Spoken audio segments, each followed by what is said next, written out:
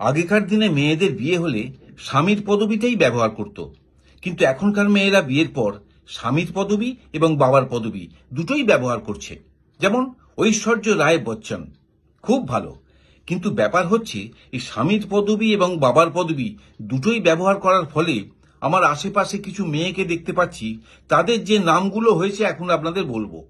1 নম্বর হচ্ছে পারমিতা বিশ্বাসকর, 2 নম্বর পাউলি দামদে, 3 নম্বর রিয়া দেবদত্ত, 4 নম্বর সহেলি ঠাকুর ভক্ত, 5 নম্বর কমলিকা খাঁড়াধর, 6 নম্বর কোয়েল ভদ্র হাতি, 7 নম্বর পায়েল নাগপাল, 8 নম্বর মুনমুন ঢাকঢোল, 9 নম্বর সঞ্চিতা মাল খান।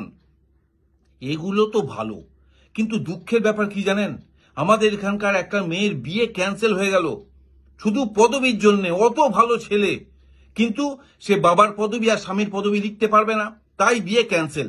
কারণ মেয়েটার নাম হচ্ছে চৈতালি কোলে, আর যে ছেলেটির সাথে বিয়ের কথা চলছিল তার পদবি হচ্ছে বোস।